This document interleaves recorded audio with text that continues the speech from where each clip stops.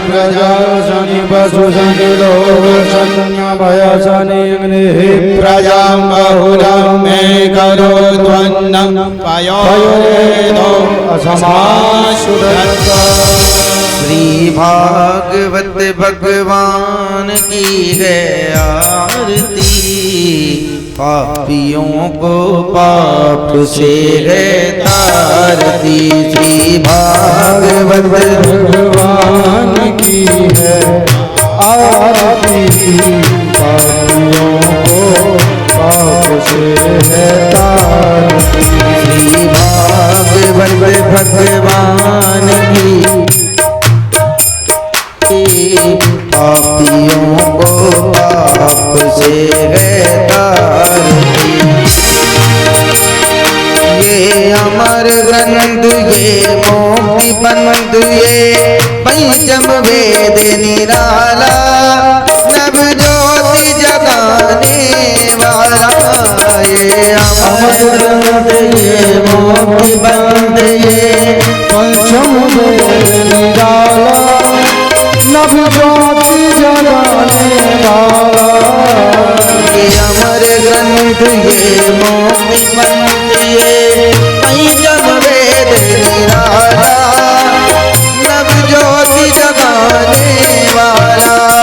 हरि राम यही हरि नाम यही हरि राम हरि राम हरि नाम यही हरि ज्ञान यही, जग के मंगल की आरती। पापियों को पाप से है तारती। श्री भागवत भगवान की है आरती, पापियों को पाप से है तारती। ये शांति गीत पावन पुनीत पापों को मिटाने वाला, हरि दर्श कराने वाला। ये शांति गीत पावन पुनीत पापों को मिटाने वाला, हरि दर्श कराने वाला। ये शांति गीत पावन पुनीत पापों को मिटाने वाला, हरि दर्श कराने वाला। ये दुख करनी ये दुख हरनी ये सुख करनी ये दुख हरनी, ये दुख करनी ये दुख हरनी। श्री मधुसूदन की आरती। पापियों को पाप से है तारती। श्री भागवत भगवान की है आरती, पापियों को पाप से है तारती। श्री भागवत भगवान की है आरती, पापियों को पाप से है तारती। श्री भागवत भगवान की है आरती, पापियों को पाप से है तारती। ये मधुर बोल जग पंथ खोल, सन्मार्ग दिखाने वाला, बिगड़ी को बनाने वाला। ये मधुर बोल जग पंथ खोल, सन्मार्ग बताने वाला, बिगड़ी को बनाने वाला। राम यही घन श्याम यही, श्री राम यही घन श्याम यही, श्री राम यही घन श्याम यही, श्री राम यही घन श्याम यही। प्रभु के महिमा की आरती, पापियों को पाप से है तारती।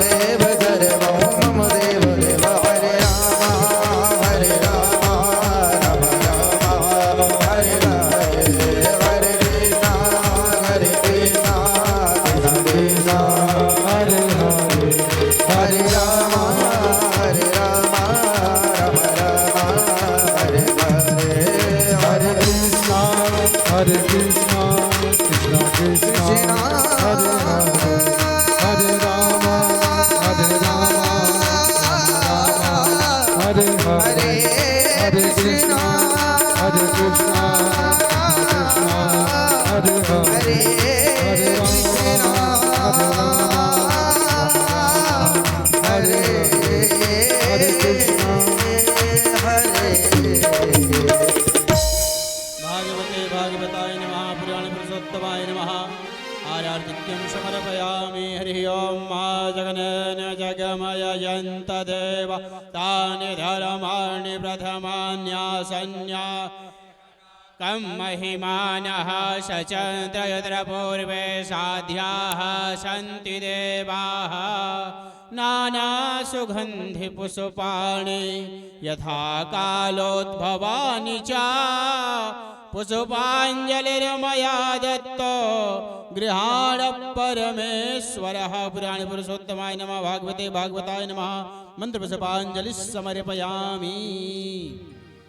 अत्यंत हर्ष का सुअवसर हम आप सभी को प्राप्त हुआ है भगवान श्री जगन्नाथ के पावन सानिध्य में भगवान श्री बाल कृष्ण लाल की अहित की कृपा से पावन श्रीमद् भागवत महापुराण के कथाओं का रसास्वादन का निहित अवसर हम आप सबको प्राप्त हो रहा है। उसी क्रम में ज़्यादा समय न लेते हुए हम पूज्य आचार्य श्री से आग्रह करते हैं कि पावन श्रीमद् भागवत महापुराण की पावन दिव्याति दिव्य कथाओं का रसास्वादन सभी भक्तजनों को कराएं। उसके पूर्व सभी विप्र देवताओं से आग्रह है आपके जो निश्चित निहित दायित्व हैं उन दायित्वों का निर्वहन करते हुए अपने अपने कार्यों का संपादन करें। और इसी क्रम में आइए भागवत जी के पावन सानिध्य में चलते हुए भागवत रूपी गंगा का अवगाहन करने के लिए पूज्य आचार्य श्री के चरणों में प्रार्थना करते हैं कि भगवान जगन्नाथ के सानिध्य में अभी आप सब लोगों ने भगवान का दर्शन करके ही आए हैं और यहाँ की आवाज़ निश्चित मेरा पूरा विश्वास है भगवान जगन्नाथ के पास तक जाएगी और वहाँ से वापस होकर हमारे पास भी आ रही है। दोनों सुअवसर हम आप सबको प्राप्त हुआ है। पावन श्रीमद् भागवत महापुराण की दिव्य कथाओं का रसास्वादन का सुअवसर। उसी क्रम में आप सब लोग जिस प्रकार से जिनको बैठने में सुविधा होगी वो लोग कुर्सी का प्रयोग करेंगे, जिनको कोई दिक्कत नहीं है तो गद्दे में भी बैठ पाएंगे और दिव्य भगवान की कथा श्रवण करेंगे। श्रीमद् भागवत महापुराण की व्यास जी महाराज की सदगुरुदेव भगवान की जय जय श्री राधे श्याम।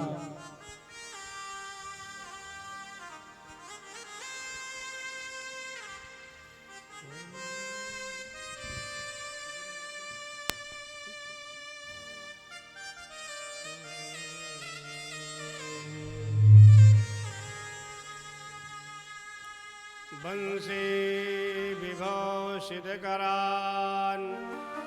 नवनीरदाभात्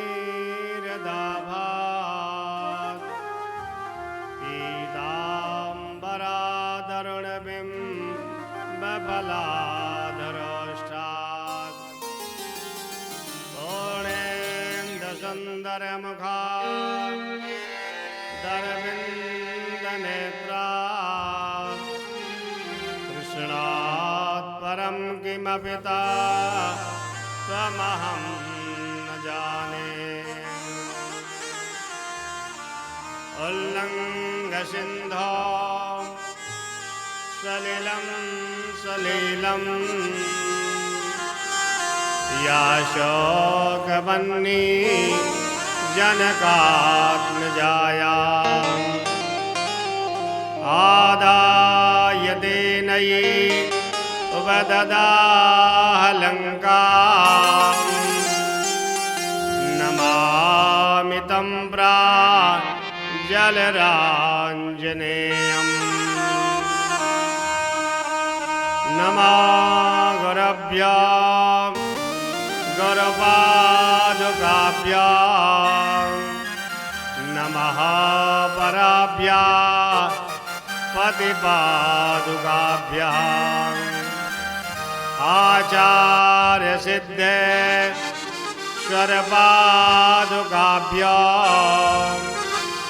नमोस्तु लक्ष्मी पति पादुकाभ्यः अखण्डमण्डलाकारं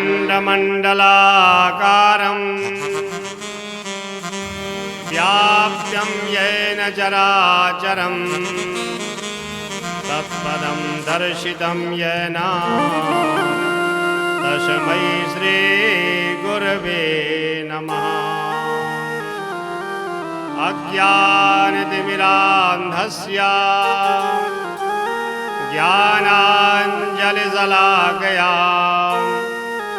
चक्षुरुन्मीलितं येन तस्मै श्रीगुरवे नमः।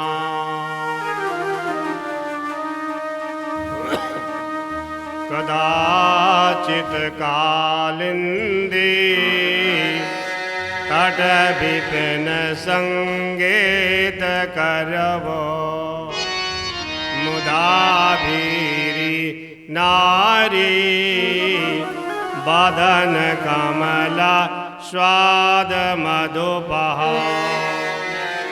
रमा शंभो ब्रह्मा अमरपति गणेशार्थित पदो जगन्नाथ स्वामिन् नयन पथगामी भवतु मे।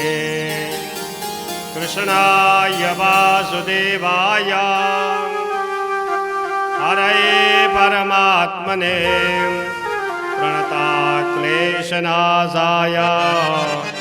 गोविन्दाय नमो नमः। नारायणं नमस्कृत्य नरं चैव नरोत्तमं देवी सरस्वतीं व्यासं ततो जयमुदीरये। वक्रतुण्डमहाकाय शौर्यकोटिसमप्रभा निर्विघ्नं कुरु मे देव सर्वकार्येषु सर्वदा। बोलिए जगन्नाथ भगवान की जय हो, जगन्नाथ स्वामी की जय हो, श्रीमद्भागवत महापुराण की जय हो, वृंदावन बिहारी लाल की जय हो, वीर बजरंगबली की जय हो, उमापति महादेव की जय हो, पितृदेवताओं की जय हो, सत्य सनातन धर्म की जय हो, धर्म की जय हो, अधर्म का विनाश हो, प्राणियों में सद्भावना हो, विश्व का कल्याण हो। जय जय श्री राधे। राधेश। समुपस्थित आज जगन्नाथ भगवान के सानिध्य में श्रीमद् भागवत का आयोजन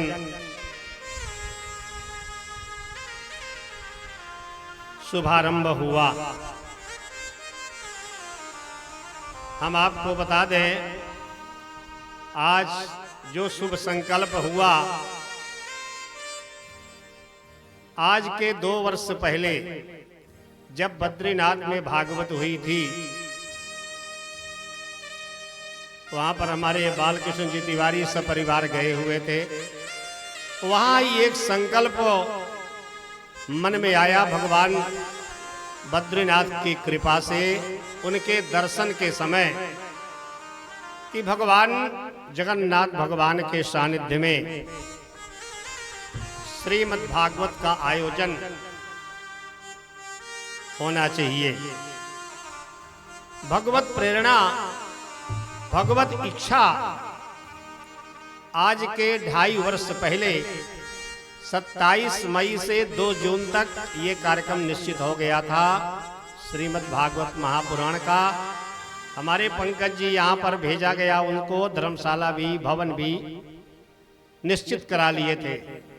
संयोग कोरोना के कारण आज यह शुभ संकल्प उस समय वो कार्यक्रम नहीं हो पाया। भगवान की इच्छा थी और यह कार्यक्रम आज श्रीमद् भागवत महापुराण भगवान जगन्नाथ के सानिध्य में शुभारंभ हुआ। जिस समय बद्रीनाथ में भगवान की कथा चल रही थी, वहाँ जगदलपुर के हमारे कौशिक जी यज्ञ जजमान थे और वहीं समय उसी समय हमारी इच्छा हुई, अगर जगन्नाथ भगवान की कृपा होती है तो वहां के जजमान के रूप में, परीक्षित के रूप में हमारे अश्वनी जी अग्रवाल रहेंगे। ऐसी ही वहां भगवत प्रेरणा हुई। संयोग वशात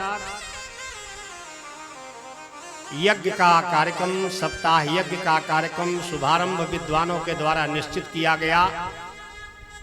वर्ष का अंत और वर्ष का शुभारंभ में यह आयोजन हो। यज्ञ की पूरी तैयारी हुई, भवन निश्चित करा दिया गया। उस समय अभाव था, हम तो नहीं आ पाए।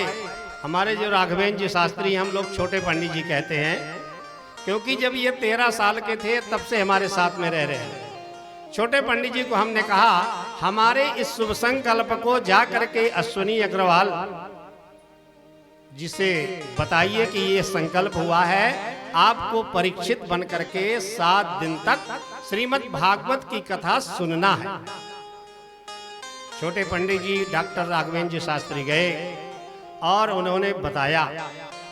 हमारे अश्वनी जी अग्रवाल और उनकी धर्म पत्नी श्रीमती निर्मला अग्रवाल जो सामने परीक्षित बन करके बैठे, उन्होंने कहा ये तो भगवत कृपा है, गुरु जी की कृपा है, जगन्नाथ भगवान की कृपा है। उन्होंने एव मस्त, जैसे उन्होंने एव मस्तु कहा, ये तो हमारा सौभाग्य है। हमको उन्होंने काल सूचना किया दूरभाष के द्वारा कि परीक्षित बन करके और बनने के लिए वो पूर्ण रूपेण प्रसन्नता पूर्वक तैयार है। आज भगवान की कृपा, जगन्नाथ भगवान की कृपा साक्षात उनके ऊपर है। अपने आप उनको श्रीमद् भागवत का परीक्षित जजमान के रूप में 7 दिन कथा सुनने का अवसर प्रदान किया गया। आज इस यज्ञ के सूत्रधार हमारे राघवेंद्र जी शास्त्री, हमारे पंकज जी शास्त्री, दोनों के अतः सहयोग से आज इस यज्ञ का शुभारंभ, हमारे जो विद्वान यहाँ बैठे हुए हैं सभी विद्वानों के द्वारा 33 करोड़ देवताओं का पूजन कराया गया। समय थोड़ा सा कम था, भगवान दर्शन में समय ज्यादा। उन्होंने कहा, अरे भक्त अगर दर्शन करना है तो प्रतीक्षा करो, अकेले दर्शन नहीं देंगे। हमारे अश्वनी जी अग्रवाल अकेले गए, हम गए साथ में। भगवान ने कहा अकेले आपको दर्शन नहीं होगा, आप धर्म पत्नी को साथ में ले आइए, क्योंकि सद्धर्म करने वाले और पूजा पाठ पूरे धर्म के कार्य करने वाले धर्म पत्नी होती तो आप उनको लेके आइए। ऐसे पंडित जी के ऊपर प्रेरणा हुई और पंडित जी जा करके हमारे श्रीमती निर्मला अग्रवाल को वहां पर आहुई बुलाया और उनको ले गए और भगवान का दिव्य दर्शन हुआ। आज भगवान जगन्नाथ जी का दिव्य दर्शन, ये भगवत कृपा है। हमारे आचार्य लोग, आप तो हमारे श्री अश्वनी जी अग्रवाल हमारे शिष्य भी हैं, परम शिष्य हैं, सभी विद्वानों से परिचित हैं, क्योंकि इनके यहाँ धार्मिक कार्य होते रहते हैं, कोई न कोई आयोजन चलता रहता है। अभी इसके एक महीना पहले, क्या 15-20 दिन पहले हम ही लोग सब लोग गए थे और दिव्य पूजन पाठ उन्होंने करवाया। हमारे समस्त विद्वज्जन और हमारे संगीत में जो सहयोग कर रहे हैं, मुस्कुराता हुआ चेहरा जानकी जी, ये लोग गुजरात से आ रहे हैं। गुजरात में कार्यक्रम था, हमने कहा भैया हमारे कार्यक्रम में आपको तो रहना ही, चाहे वो कार्यक्रम हो या ना हो, क्योंकि हर व्यक्ति स्वार्थी होता है। हमने कहा आपको जगन्नाथ भगवान के सानिध्य में भगवान जगन्नाथ ने बुलाया है, हम नहीं बुला रहे हैं। इन्होंने अपना कार्यक्रम छोड़ के सीधे गुजरात से हमारे जानकी जी, तबला में सहयोग कर रहे श्याम जी, और पैड में मुस्कुराता हुआ चेहरा हमारे जीतू जी। ये तीनों लोग गुजरात से आ रहे हैं। हमारे इस श्रीमद् भागवत कथा में हमारी बहुत इच्छा थी। श्री हमारे अजय अग्रवाल जी, अजय अग्रवाल जी हमारे शिष्य हैं। उनकी धर्मपत्नी है ममता अग्रवाल और उनके बेटे हैं नारायण अग्रवाल। नारायण भी आए हैं। भगवत कृपा जब होती है, इतना अमूल्य समय, एक बार उनको कहा गया हमारे निर्मला जी के द्वारा कि आपको चलना है, आपकी टिकट बन गई। उन्होंने स्वीकार कर लिया। आज प्रत्यक्ष रूप से यहाँ आए, भगवान के दर्शन और भगवान की कथा सुन रहे हैं। इस आयोजन में अंकित गुप्ता, उनकी पत्नी है पूजा गुप्ता, ये लोग अपने वाहन से सब परिवार छोटे छोटे बच्चों को लेकर के श्रीमद् भागवत की कथा सुनने के लिए आए। गुप्ता परिवार और हमारे साथ में आप देख रहे हैं, यहाँ तो नहीं है, कहाँ है, मोहन जी गुप्ता हैं। ये सपत्नीक आकस्मिक क्षण मात्र में इनकी तैयारी हुई। इनके बड़े बेटे ने कहा, गुरुजी आप इनको ले जाइए। टिकट नहीं थी, तत्काल में भी नहीं मिली, किसी तरह से टिकट मिली, व्यवस्था हुई और जगन्नाथ भगवान की प्रेरणा हुई। हमारे मोहन जी गुप्ता सपत्नीक आए और जगन्नाथ भगवान की ऐसी कृपा, भगवान बद्रीनाथ की कृपा थी। तिवारी जी, बालकृष्ण जी तिवारी, जो पूरे परिवार के साथ आए हैं, बद्रीनाथ में भी थे और यहाँ भी भगवान की कृपा हुई, पहुंच गए। हमारे श्री बालकृष्ण जी तिवारी, एक बेटी आई हुई है जिसका नाम शिखा गुप्ता है। उनका भी काल गया हुआ था हमारे पास, गुरुजी हमारी बहुत इच्छा है कि भगवान का दर्शन और भागवत की कथा हम सुने। अपने भाई को लेकर के यहाँ आए शिखा गुप्ता। और भी हमारे निरंजन जी अग्रवाल, नहीं है क्या, निरंजन जी अग्रवाल संबलपुर से आए हुए हैं अपने बेटियों को लेकर के, केवल गुरु जी की कथा सुनने के लिए। और भी जो यहाँ पर बैठे हुए हैं सभी भक्तजन को, समस्त विद्वानों को, हमारे यहाँ जो विद्वान आए हुए हैं सभी प्रकांड विद्वान हैं। और सबसे अच्छी बात, हम लोग नाना शब्द से संबोधित करते हैं। हमारे नाना जी यहाँ के हमारे क्षेत्रीय बड़े विद्वान पंडित जी हैं, बड़े भक्त हैं। नाना जी को जब कथा हुई, पहले संकल्प हुआ, उस समय पंकज जी से हमने कहा नाना जी को जरूर बुलवाइए। इस बार भी हमने कहा नाना जी की उपस्थिति आवश्यक है। सभी भक्तजन को आज मंगल कामना करते हुए श्रीमद् भागवत की कथा आप सब सुनेंगे। श्रीमद् भागवत की कथा, जब भगवत कृपा होती है, जब साक्षात परमात्मा की कृपा होती है, तब भागवत की कथा सुनने को प्राप्त होती है। श्रोता बनकर के हमारे अश्विनी जी और श्रीमती निर्मला अग्रवाल आए, एक क्षण मात्र उनके पास समय नहीं है, लेकिन इन्होंने संपूर्ण कार्य को एक किनारे करके और जगन्नाथ भगवान के सानिध्य में आकर के श्रीमद् भागवत की कथा सुन रहे हैं। जन्मांतर भवेद पुण्यम तदा भागवतम लभेद। जब जन्म जन्मांतर का पुण्य इकट्ठा होता है, तब भागवत कथा सुनने को प्राप्त होती है। श्रीमद् भागवत में 18,000 श्लोक हैं। 18,000 श्लोक में अगर कोई एक श्लोक सुन लिया, आधा श्लोक सुन लिया, तो भगवान की कृपा हो जाती है। आप तो श्रीमद् भागवत की ही कथा सुनने जा रहे हैं और सभी लोग कहते हैं पूरी हम जरूर आएंगे, भगवान का दर्शन भी करेंगे, नए साल में आएंगे। लेकिन संयोग ऐसा होता है, टिकट भी बन जाती है, व्यवस्था भी हो जाती है, तैयारी भी हो जाती है, ऐसी आवश्यकता आ जाती है कि वो वहां से उनकी यात्रा स्थगित हो जाती है। जब तक जगन्नाथ भगवान की कृपा नहीं होगी, तब तक आप इस क्षेत्र में नहीं आ सकते। और जब इस क्षेत्र में नहीं आ सकते, तो आप श्रीमद् भागवत की कथा तो बहुत दुर्लभ है, देवताओं को भी दुर्लभ है श्रीमद् भागवत की कथा। आप सब लोग बड़भागी हैं, भाग्यशाली हैं भगवत कृपा आप लोगों के ऊपर है जो श्रीमद् भागवत की कथा सुनने के लिए 7 दिन तक अपने मन को एकाग्र करके भगवान की कथा आप सुनने जा रहे हैं। भगवान की कथा सुनने का कुछ निश्चित विचार होते हैं। आप अपने मन को, वाणी को पहले एकाग्र करके और भगवान के शरण में चलें। आप जब कथा सुनेंगे ना, कथा सुनने में आपको आलस्य भी आएगा, आपका मन बहुत दूर चला जाएगा। चंचलम ही मना कृष्णा प्रमाथी मन तो बड़ा चंचल होता है, कहीं यहाँ चला कहीं वहां चला गया। पहले अपने मन को, वाणी को आप एकाग्र करें। अपने आसन में बैठ करके मन वाणी को एकाग्र करके कहाँ चलें? भगवान के शरण में चलें। और जब भगवान के शरण में समर्पित भाव से कोई जाता है तो भगवत कृपा होती है। आप सब लोग एकाग्र मन से, बड़े भाव से भगवान के शरण में चलें।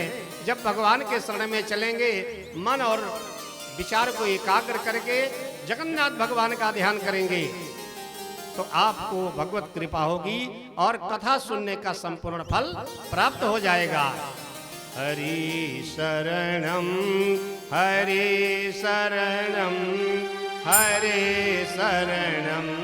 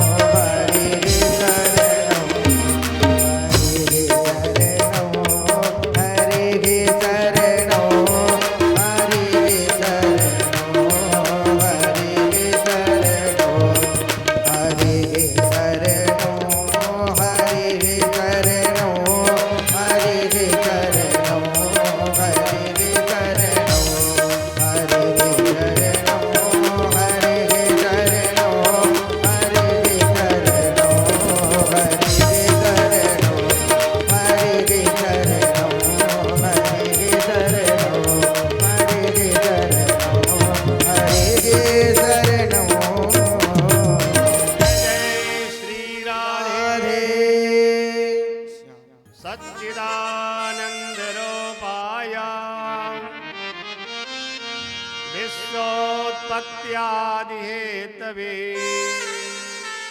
तापत्र विनाशाय श्री कृष्णाय वयं नुमः। भाग्योदयेन बहुजन्म समर्जितेन सत्संगमं च लभते पुरुषो यदा वै अज्ञानहेतुकृतमोहमदान्धकारम् नाशं विदाय तदो दयते विवेकः। भाग्योदयेन बहुजन्म समर्जितेन, जब जन्म जन्मांतर का पुण्य इकट्ठा होता है, सत्संगमम च लभते पुरुषो यदा वै, तब ये भागवत कथा सुनने को प्राप्त होती है। और जब भागवत कथा सुनने को प्राप्त हो जाती है, उसके बाद अंधकार, अज्ञान, पाप, संताप, दुख, दारिद्र्य सब नष्ट हो जाते हैं। अज्ञान हेतु कृतमोहमदान्धकारम् नाशं विधाहि तदोदयते विवेका। तब ज्ञान की प्राप्ति होती है, भगवत कृपा होती है। भागवत सुनने के बाद मनोवांछित फल की प्राप्ति होती है। श्रीमद् भागवत में पहला श्लोक है, सच्चिदानंद रूपाय विश्वोत्पत्त्यादि हेतवे तापत्र विनाशाय श्री कृष्णाय वयं नुमः।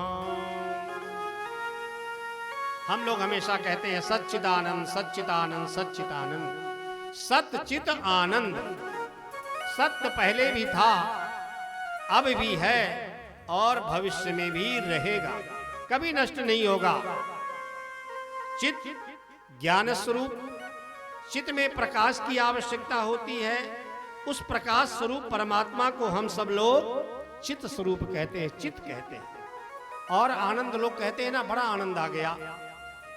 भगवान की कथा सुने, कहा बड़ा आनंद आ गया। भगवान का दर्शन हुआ, बड़ा आनंद आ गया।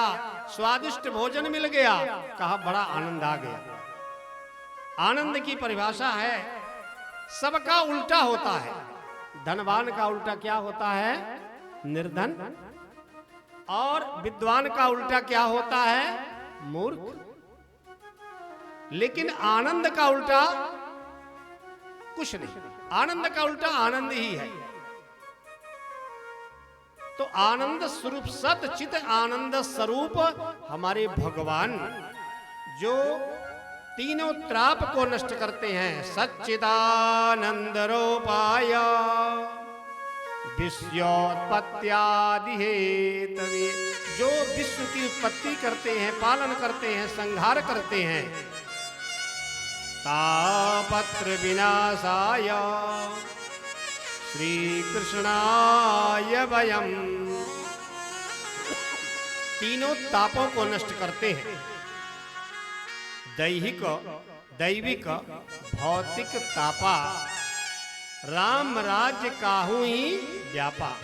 कोई तन दुखी, कोई मन दुखी,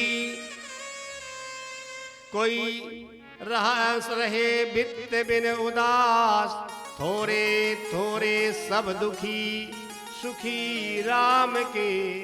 अरे कोई तन दुखी, कोई कहते हैं भाई हमको शारीरिक परेशानी है, बड़ी पीड़ा रहती है, हमको ये परेशानी हो रही है, भोजन नहीं कर पा रहे हैं, रात में विश्राम नहीं कर पा रहे हैं, भगवान की कथा नहीं सुन पा रहे हैं, भगवान का दर्शन नहीं करने पा रहे हैं।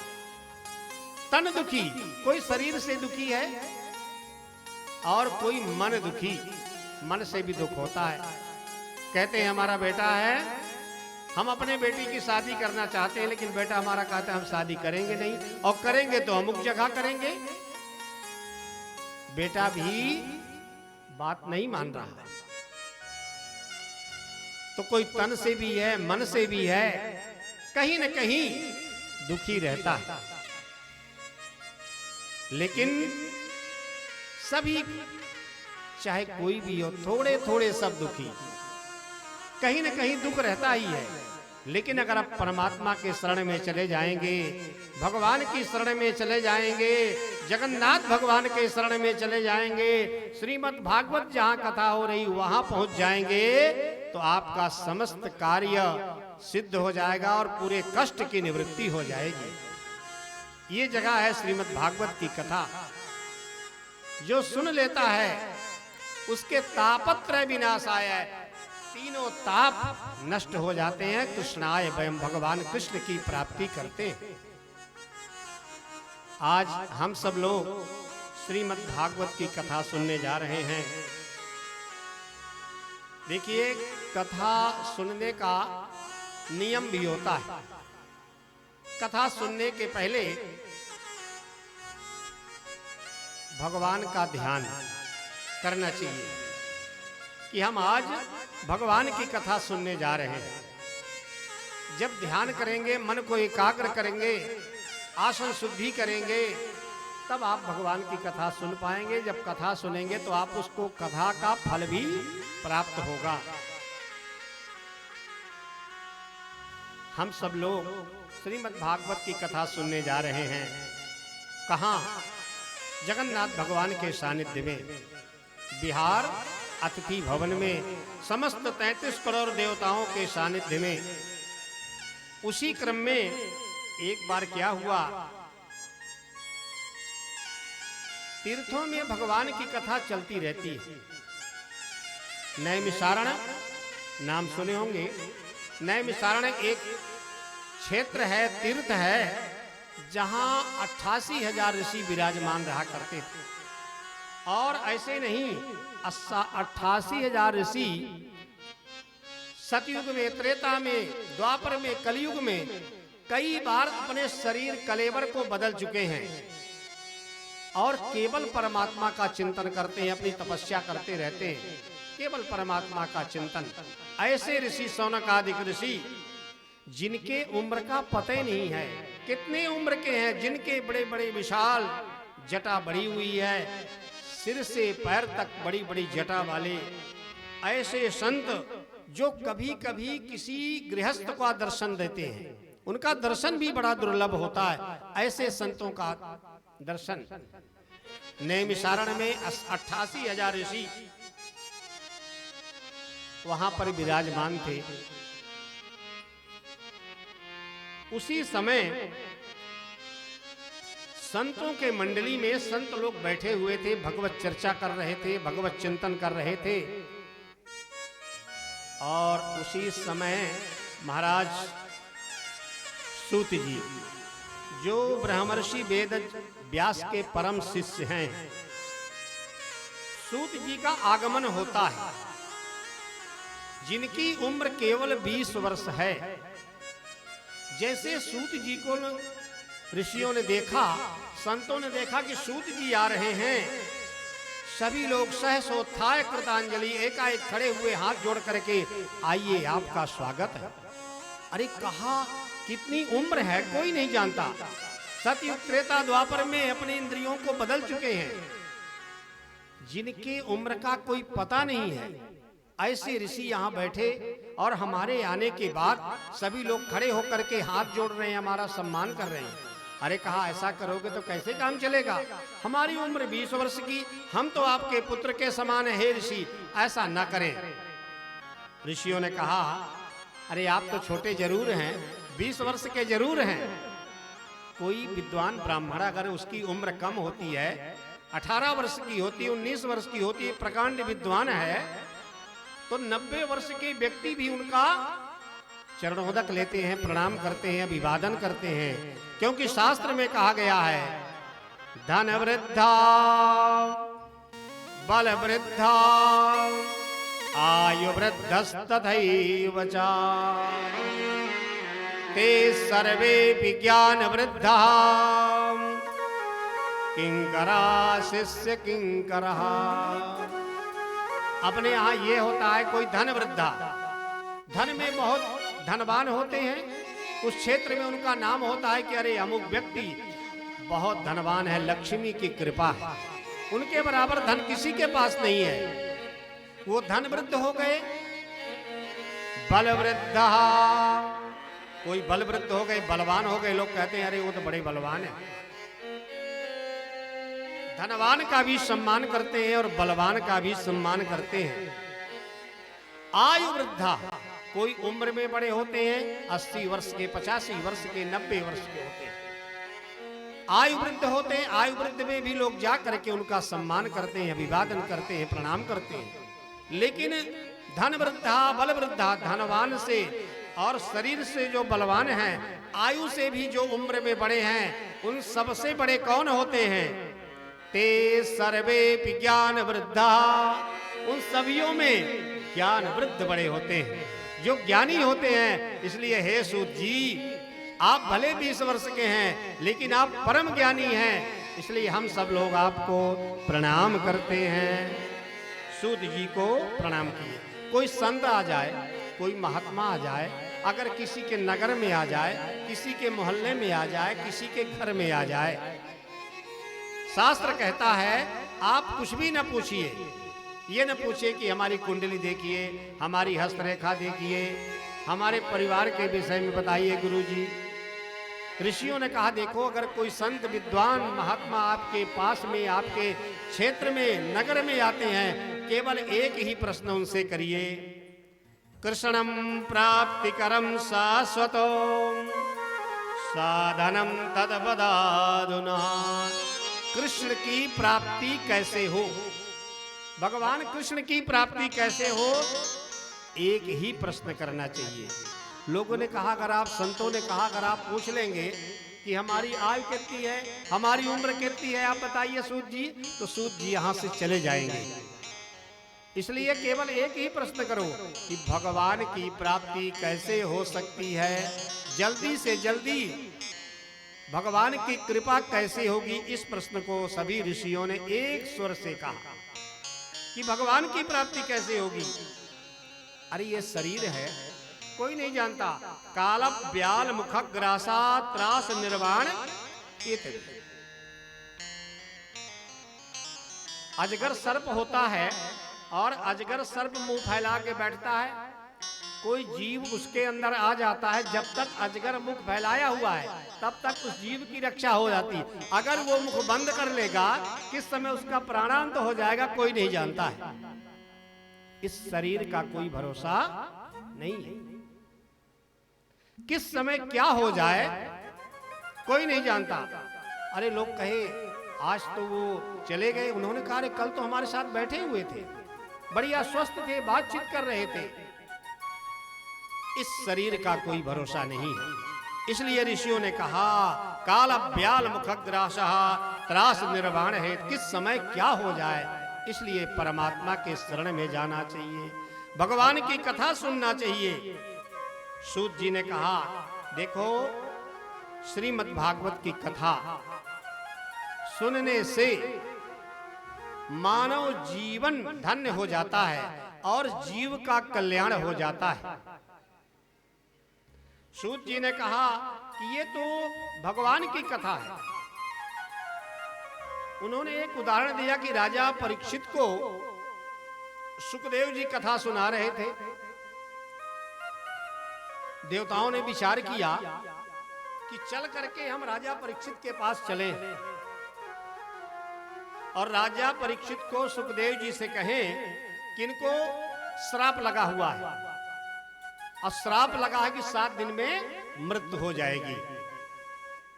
अरे 7 दिन में तो सबकी मृत्यु होती है, 7वें दिन से 8वें दिन कहां होता है?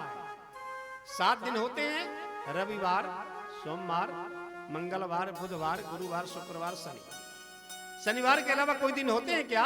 7 दिन के अलावा नहीं होते। 7 दिन में तो सबकी मृत्यु होती है। लेकिन देवताओं ने कहा, सुखदेव जी के पास आए, ऐसा करो अदला बदली कर लो, इनको पिला दो अमृत, ये अमर हो जाएंगे और हम लोगों को आप कथा सुना दीजिए, श्रीमद् भागवत की कथा। एवं विनिमयो जातो सुधाराज्ञो प्रपीयता प्रपश्यामो वयं सर्वो श्रीमद्भागवतामृतम। आप ऐसा करें, सुधार आज्ञा प्रियता, राजा को, राजा परीक्षित को अमृत पिला दीजिए और हम लोगों को भगवान की कथा सुना दीजिए, पिला दीजिए, उसका रस अमृत पान करा दीजिए। सुखदेव जी ने कहा, अरे कहां स्वर्ग और कहां अमृत? अमृत जो भागवत की कथा है, दोनों में कैसे तुलना कर सकते हैं? भागवत और अमृत में क्वा काचा क्वा मणिर महान, कहां कांच और कहां मणि। कांच की तुलना दी गई है किससे? अमृत से। पुनरपि जन्मनम और पुनरपि मरणम पुनरपि जननी जठरे शयनम। अरे अमृत पी लेंगे तो बार बार आना पड़ेगा, लेकिन जिन्होंने भगवत कथा अमृत का पान कर लिया, श्रीमद् भागवत की कथा सुन लिया, वो जीव धन्य हो जाता है और आवागमन के कुचक्र से मुक्त हो जाता है। ये ऐसी भगवान की कथा है। देवताओं को मना कर दिए, कहा हम नहीं करेंगे कथा, तो राजा परीक्षित को सुनाएंगे। देवताओं को सुखदेव जी ने अभक्त समझा। अभक्तास्तास्य विज्ञाया न ददौ स कथामृतम। अभक्त समझा और कथामृत उन्होंने नहीं लिया। कथा रूपी अमृत कहा इन्हीं को सुनाएंगे, आप जाइए। ये श्रीमद् भागवत की कथा है। देवताओं ने कहा इतना महत्व है श्रीमद् भागवत की कथा का, हम लोग परीक्षा करते हैं, चलते हैं, देखते हैं। जा करके उन्होंने ब्रह्मा जी के पास गए। ययौ शरणम हरिम। जब ब्रह्मा जी के पास गए, बताए कि हम लोग अमृत का कलश लेकर के, और सुखदेव जी के पास गए, लेकिन सुखदेव जी ने कहा ये अमृत को काचा को अमृत महान, अमृत पान करने के लिए नहीं, ये तो भगवान की कथा का पान कर रहे हैं। इसलिए उन्होंने इस प्रकार की तुलना किया।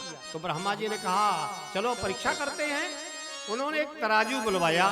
तराजू में तौला जाता, तराजू में पल्ले बराबर होते हैं। अगर एक कम हो गया, एक ज्यादा हो गया, वो नीचे हो जाता है, जो कम हो जाता है ऊपर हो जाता है। उन्होंने तराजू मंगवाया। तराजू में सभी शास्त्र, वेद, पुराण, ग्रंथ सभी को एक किनारे, एक तरफ रख दिए। एक तरफ सभी वेद को, पुराण को, धर्म को, शास्त्र को रख दिया गया, और दूसरे पल्ले में श्रीमद् भागवत की पुस्तक को रख दिए। ब्रह्मा जी जैसे भागवत की पुस्तक को पलड़े में रखे, वो पलड़ा नीचे हो गया। श्रीमद्भागवतो वाक्यम प्रत्यक्षम कृष्ण एव ही। ये भागवत की पुस्तक नहीं है। कोई समझे कि ये भागवत की पुस्तक है, चलो पुस्तक ले लेते हैं, पुस्तक रख लेते हैं। श्रीमद् भागवत में कहा गया श्रीमद् भागवतो वाक्यम प्रत्यक्षो कृष्ण एव। भगवान साक्षात कृष्ण का स्वरूप है। अगर भागवत जी का आप दर्शन कर लेते हैं, भागवत के आरती में सम्मिलित हो जाते हैं, भागवत की कथा को सुन लेते हैं, तो भगवत कृपा होगी, भगवत कृपा हो जाएगी। साक्षात परमात्मा है, भगवान है। ये जो भगवान की कथा, भागवत की कथा जो सुन लेते हैं, वो धन्य हो जाते हैं। लेकिन इनकी जो भागवत की विधि है, श्रवण की करने की विधि है, इसका विधान है, किसने बताया और किसने जाना? सप्ताह श्रवण की विधि नारद जी सनत कुमारों से सुना था। और जो सनत कुमार जी होते हैं ना, न एक जगह रहते हैं, और नारद जी भी एक जगह नहीं रहते। तो एक जगह जब नहीं रहते तो किस समय सुनाए और किस समय वो सुने? कैसे सुने? क्या चलते चलते सुने? घूमते रहते नारद जी बीड़ा बजाते हुए, भगवान नाम संकीर्तन करते हुए। 5 वस्तु का ध्यान करना चाहिए भगवान की कथा सुनने में। पहली बात तो कथा के लिए स्थान, बढ़िया स्थान हो जहां बैठ करके भगवान की दिव्य कथा सुने। दूसरा, भागवत का गान, जहां भगवान की कथा सुने तो अपना कान वहीं रहना चाहिए। तीसरा, भागवत का ज्ञान भी होना चाहिए। और चौथा, आपका ध्यान भागवत पर रहे। पांचवा, समर्पण भाव से भगवान के प्रति समर्पित होकर भगवान की कथा सुने। आज महात्म्य बताया जा रहा है कि भागवत का महात्म्य क्या है। थोड़ा कालक्रम हुआ, लेकिन इसके बाद भी भगवान की कथा आज शुभारंभ तो होना चाहिए। 5 वस्तु का ध्यान करना चाहिए। एक बार क्या हुआ, नारद जी बड़े तीव्रता से चले आ रहे थे। कहां पहुंचे? बद्रीनाथ। और जैसे बद्रीनाथ पहुंचे, उसी समय सनकादिक ऋषियों के से मुलाकात होती है। और जैसे सनकादिक ऋषियों से मुलाकात होती है, उनको प्रणाम करते हैं। सनकादिक ऋषियों ने कहा, अरे नारद जी, आपका मुख मलिन सूखा हुआ है, आप ऐसा लग रहा है कि चिंतन किए हैं, चिंतन कर रहे हैं, दुखी हैं। क्या बात है, आप तो दुखी नहीं रहते, एक बार जिससे मिल लेते हैं वो तो प्रसन्न हो जाता है, उसके कार्य सिद्ध हो जाते हैं। आप सबके कार्य को सिद्ध करते हैं, लेकिन आज ऐसा लग रहा है आपका मुख मलिन है। नारद जी बताइए। नारद जी ने कहा, देखिए, अहम तो पृथ्वी यातो ज्ञात्वा सर्वोत्तमामिति पुष्करम चा प्रयागम चा काशी गोदावरीम तथा। हे सनकादिक ऋषि, हम हर जगह गए, काशी गए, गोदावरी गए, पुष्कर गए, प्रयाग गए, लेकिन ना पश्चिम कुत्रमिक्षामः मन संतोष कारकम। हमारा मन संतुष्ट नहीं हुआ। कलिना धर्म मित्रेण धरेयम बाधिताधुना। अगर एक बार कोई सत्य बोल देता है ना, तो कह देता हम हरिश्चंद्र हैं। 1000 बार झूठ बोले, अगर एक बार सत्य बोल दिया तो कह देगा, अरे हम ही तो हरिश्चंद्र हैं। और कलयुग में, कलयुग की स्थिति क्या हो गई है? तरुणी प्रभुता के श्याल को बुद्धिदायका। लोग अपने माता पिता का सम्मान नहीं करेंगे। अगर उनके पिताजी 80 वर्ष के हैं, 90 वर्ष के हैं, कुछ बोलते रहते हैं, कह देते हैं, अरे ये ऐसे बोलते रहते हैं, अनुसुनी लोग कर देते हैं। माँ पिता का सम्मान, माता पिता का सम्मान हर जन को करना चाहिए। जो माता पिता का सम्मान करता है, उनके विचारों का सम्मान करता है, उनके आदेश का पालन करता है, जो पुत्र, वो पुत्र धन्य हो जाता है। अभिवादन शीलस्य नित्यम वृद्धोपसेविनः चत्वारि तस्य वर्धन्ते आयुर्विद्या यशो। उस बालक को कभी किसी प्रकार की कोई कमी नहीं रहती है। आयु की प्राप्ति करता है।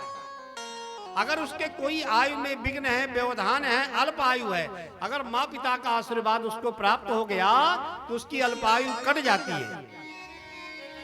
विद्या, ज्ञानी हो जाता है माता पिता के आशीर्वाद से। और इतना ही नहीं, अगर माता पिता का आशीर्वाद मिल गया, यश की प्राप्ति हो जाती है। पूरे क्षेत्र में, पूरे नगर में उसका नाम हो जाता है। और धन की प्राप्ति होती है। किसके आशीर्वाद से? माता पिता के आशीर्वाद से। इसलिए माता पिता के विचारों का सम्मान करना चाहिए, माता पिता का स्मरण करना चाहिए, और उनकी सेवा तो करनी ही चाहिए। नारद जी ने कहा, अगर कोई माता पिता की सेवा एक बार कर लिया तो कह देता है, अरे हम तो माँ पिता की पर्याप्त सेवा करते हैं, अहर्निश रात दिन सेवा करते हैं। ये कलयुग का हो गया। और कलिना धर्म मित्रेण धरेयम बाधिताधुना। कलयुग में लोग अपने को ही अहंकारी, वैभवशाली, धनवान मानने लगे हैं, किसी की बात सुनते नहीं है, जो बोल देते कहते यही सत्य है। ये कलयुग का प्रभाव। उन्होंने कहा कि हर जगह गए, लेकिन कलयुग का प्रभाव कहीं न कहीं है। और उस समय हम देखे कि पूरे क्षेत्र में गए। जब वृंदावन में जाते हैं, 2 बालक पड़े हुए थे अचेत। चेतना नहीं थी और उनकी मां युवावस्था में थी, पंखे का भजन कर रही थी, दुखी होकर के परेशान थी। मां युवावस्था में और किसी का बेटा वृद्धावस्था में हो जाए और अचेत हो जाए, उस मां की क्या स्थिति होगी। आज वो मां रो रही हैं और कह रही हैं, हे कोई संत हो, कोई महात्मा हो, कोई ऋषि हो, हमारे संतान का कष्ट की निवृत्ति करें। उनके दो पुत्र थे, एक का नाम था ज्ञान और दूसरे का नाम था वैराग्य, और जो वो उनकी मां थी उसका नाम था भक्ति। ज्ञान, वैराग्य और भक्ति। नारद जी ने, जब कोई संत आता है, संत कष्ट की निवृत्ति करते हैं, और संत कष्ट की निवृत्ति करते हैं तो जब संत आते हैं तो लोग उनको हाथ जोड़ करके प्रणाम करते हैं और कहा, हे संत बाबा, हे महात्मा जी, हमारे इस कष्ट की निवृत्ति करें। लोग संत का अभिवादन करते हैं। आप सब लोग भी संत को अभिवादन करें, प्रणाम करें। जिसको जीवन में मिला सत्संग है, जिसको जीवन में मिला सत्संग है, उसे हर घड़ी आनंद ही आनंद है, उसे हर घड़ी आनंद ही आनंद है। जिसको जीवन में मिला सत्संग है, जिसको जीवन में मिला सत्संग है, उसे हर घड़ी आनंद ही आनंद है, उसे हर घड़ी आनंद ही आनंद है।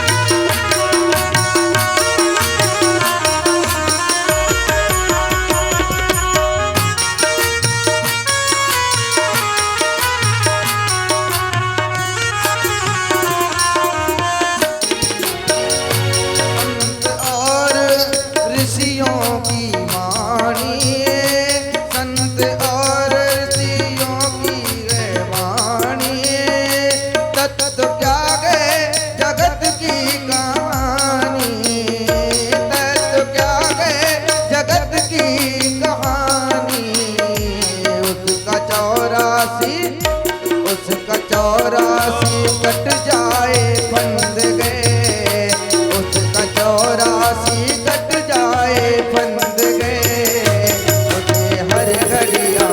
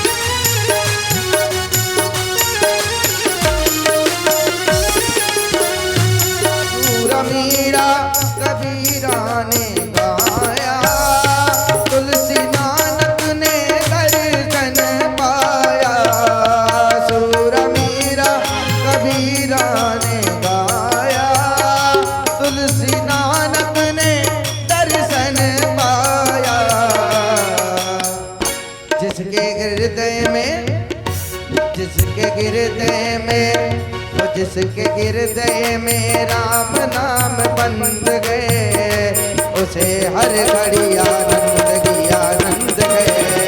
जिसको जीवन में मिला सतगंध गए, उसे हर घड़ी आनंद ही आनंद गए।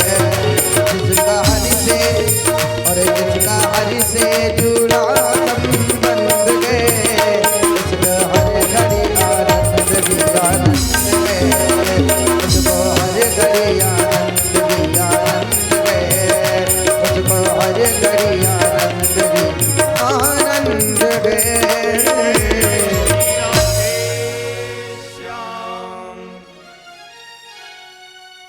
सत्कर्म सोच को नौनम ज्ञान यज्ञ स्मृता बुधै श्रीमद्भागवतालापम सद्गीता सुखादिवी। संत का हृदय नवनीत मक्खे के समान होता है, सबका कल्याण करते हैं। अगर कोई संत पहुंच जाता है, जिसका जैसा कष्ट हो उसके कष्ट की निवृत्ति करते हैं। नारद जी देखते हैं और जाते हैं भक्ति के पास। वेद वेदांत घोषश्चाय गीता पाठम मुहुर्मुहु। वेद वेदांत का, गीता पाठ का बार बार उन्होंने कान में वाचन किया। इसके बाद भी जागृत नहीं हुए, मूर्छित पड़े हुए थे और वृद्धावस्था में। उस समय आकाशवाणी होती है, सत्कर्म करो, सत्कर्म सोच को नूनम। सत्कर्म करो। अब ये सत्कर्म क्या है? आकाशवाणी तो हो गई। सनत कुमारों ने कहा, देखो वेद होता है वृक्ष और भागवत उसका होता है फल। इसलिए श्रीमद् भागवत का आयोजन करो।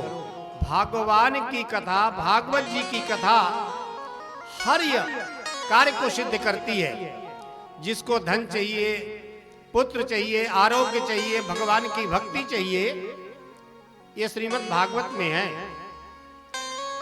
तो ऐसा करो कि भगवान की कथा सुनो। अब भगवान की कथा, भागवत जी की कथा कौन सुनाएगा, कौन सुनेगा? भाई भगवान की जब कथा होती भागवत जी की तो जजमान न बनते हैं, और जब जजमान नहीं है तो सुनाएगा कौन? जो सुनाने वाला भी एक जगह रहता नहीं है, सनत कुमार एक जगह रुकते नहीं है, नारद जी एक जगह बैठते नहीं है, कौन सुनेगा? नारद जी ने कहा कथा कहां करें? सनत कुमारों ने कहा चलो हरिद्वार। हरिद्वार में एक आनंदक नामक वन है, वहां पर चल करके श्रीमद् भागवत की कथा को सुनो।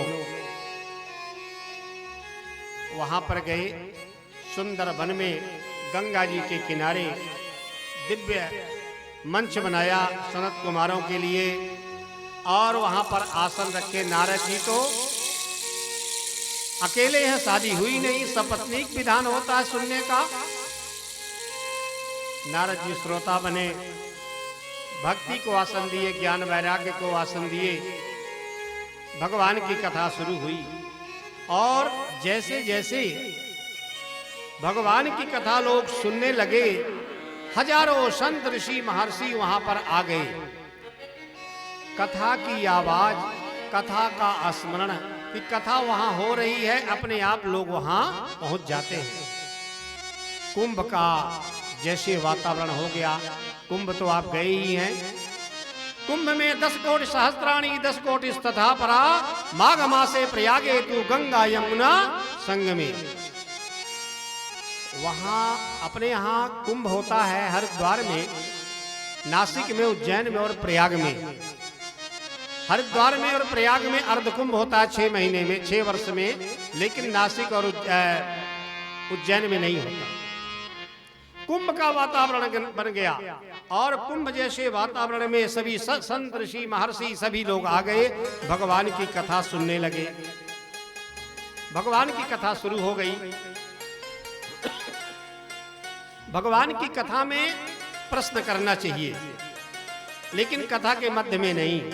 जब कथा पूर्ण हो जाए तो जो मन में शंका है उस शंका का समाधान करना चाहिए। नारद जी ने कहा आप तो भगवान की कथा सुना रहे हैं, लेकिन आप ये बताइए कोई अगर सत्य नहीं बोलता, पाप करता रहता है, हमेशा दुराचार पापाचार भ्रष्टाचार करता रहता है, क्रोध में जलता रहता है, कुटिल है, कामी है, तो क्या उसकी मुक्ति हो जाती है? सनत कुमारों ने कहा हाँ हो जाती है। कहा कैसे? भागवत में उन्होंने कहा जे मानवा पाप कृतास्तु सर्वदा सदा दुराचार रता विमार्गा क्रोधाग्निदग्धा कुटिलश्च कामिनः सप्ताह यज्ञेन कलौ पुनन्ति ते। जे मानवा पाप कृतास्तु सर्वदा सदा दुराचार रता विमार्गा। जे मानवा कौन? जो हमेशा पाप करते हैं, दुराचार रता विमार्गा, दुराचारी हैं, पाप करते हैं। क्रोध भी एक पाप होता है। क्रोधाग्नि दग्धा, क्रोध में जलते रहते हैं। अपने यहाँ 5 प्रकार के पाप होते हैं, 5 पाप होते हैं, नहीं करना चाहिए ऐसे पाप। एक तो पहला पाप होता है मदिरापान। मदिरापान कभी भी नहीं करना चाहिए। जो मदिरापान करता है कितना भी पूजा पाठ करे सब व्यर्थ हो जाता है। दूसरा ब्रह्म हत्या, हत्या नहीं करनी चाहिए। तीसरा है सुवर्ण की चोरी। सुवर्ण की चोरी भी एक बहुत बड़ा पाप होता है। विश्वासघात, विश्वासघात भी नहीं करना चाहिए, एक बहुत बड़ा पाप होता है। पंचोग्र पापा, ये 5 प्रकार के पाप हैं।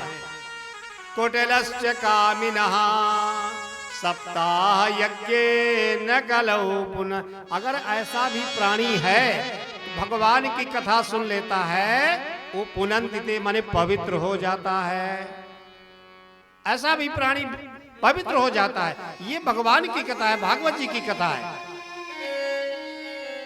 और नारद जी ने कहा और बताइए, क्या जो सत्य नहीं बोलता, माता पिता की सेवा नहीं करता, क्या उनकी भी मुक्ति हो जाती है? क्या उनका भी दोष दूर हो जाता? उन्होंने कहा हाँ। सत्य नहीं ना पितृमातृ दूषिका कृष्णा कुलाश्राश्रम धर्म वर्जिता एदंबिका मत्सरणोपहिंसका सप्ताह यज्ञेन कलौ। जो सत्य नहीं ना, सत्य कभी बोलते नहीं है, असत्य भाषी है, झूठ बोलता है।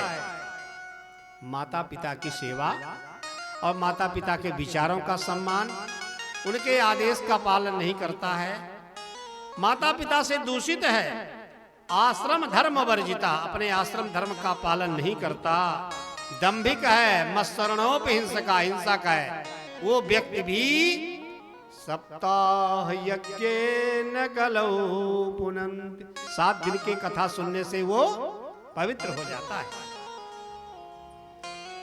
उन्होंने कहा कि ये श्रीमद् भागवत की कथा, उन्होंने कहा हाँ, कायेन वाचा मनसा पिपातकम नित्यम प्रकुर्वन्ति सठा हठेन ते। जो कायिक वाचिक मानसिक से पाप करता है और हठी है, मलिन है, दुराचारी है, वो भी भगवान की कथा सुन लेता है तो पवित्र हो जाता है। सनत कुमारों ने ये नहीं, जो भगवान की कथा किसी तीर्थ में, किसी क्षेत्र में सुनता है, स्मरण करता है, मनन करता है, भगवान उसके ऊपर कृपा करते हैं। समस्त अज्ञानता और जो उनके द्वारा किए गए जाने अनजाने में कार्य हैं वो भी पवित्र हो जाते हैं, भगवत कृपा हो जाती है। ये है भगवान की कथा। नारद जी ने कहा भगवान की कथा, श्रीमद् भागवत की कथा का इतना महात्मा है। उन्होंने कहा ये बताइए, कोई निज कर्म विशारदा अपने कार्य को करके प्रेत योनि में चला जाए तो क्या उसकी भी मुक्ति हो जाती है? कहा हाँ हो जाती है।